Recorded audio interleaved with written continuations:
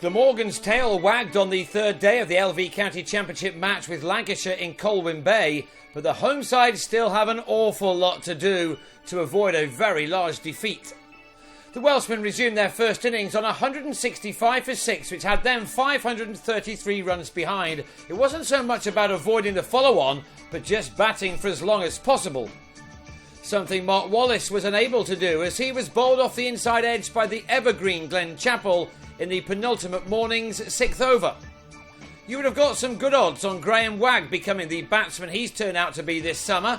Ever since he smashed a double 100 against Surrey, he's been hitting sixes for fun, and he added 3 more in the space of 4 deliveries in a single over from Aaron Lilly.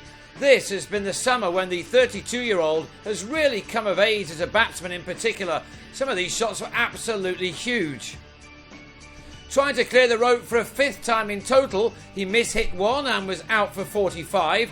Carl Brown with a catch in the deep, which left Glamorgan on 228 for 8, 470 runs behind. The morning session was played as if the home team were warming up for the forthcoming 50-over competition, with plenty of shots being played. Andrew Salter and Dean Koska added 45 more to the total.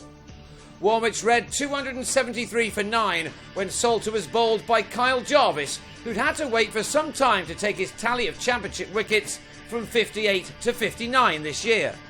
The morning session brought a good crowd, plenty of entertainment, with 146 runs being scored. It was delayed by half an hour as Michael Hogan began what was to become the best innings of his career, with a couple of sixes before lunch, the break finally coming with the Welshman on 311 for 9.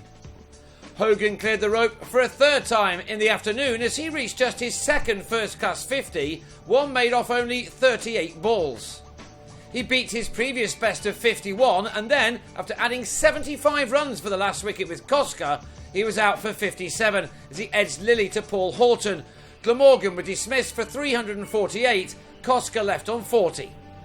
It had been a great effort, but the home team were back in, following on a massive 350 runs behind. The task ahead of them now was to bat for 4.5 sessions to try to save this game, a very big ask even on this pitch. Jacques Rudolph and Will Bragg saw off 9 overs in knocking off 32 of the runs, but then both were out to Jarvis. Rudolph edged a drive to Stephen Croft to go for 13, while Bragg on 10 was brilliantly caught behind by Alex Davis off an inside edge, a wicket which put the bowler back to the top of the wicket-taking charts with 61. Another stunning catch, a one-handed one this time in the deep by Alvaro Peterson, then gave Simon Kerrigan a wicket to get rid of Colin Ingram for 7. Glamorgan now staring at a possible 3-day defeat on 57 for 3 shortly after tea. But to their credit, they've shown fight in this game. This may be the match that ends their chances of promotion this summer. A 2nd defeat in 2, if that happens on the last day, coming at just the wrong time for them. David Lloyd played some smart cricket now in partnership with Chris Cook, who took on a different approach. Lloyd had made 34 of a 4th wicket partnership of 52 when he was LBW to Lilly, and when Wallace was out for the 2nd time in the day, bowled by a beauty from Kerrigan for 2, Glamorgan were left on 120 for 5. There was only 20 minutes left in the day, so a night watchman was called for, Salter producing the kind of shot not normally associated with a man in that role. Cook, meanwhile, continued to battle on right to the end of the day. By the close, he'd made 43 from 122 balls in an innings which had used up more than 2 hours.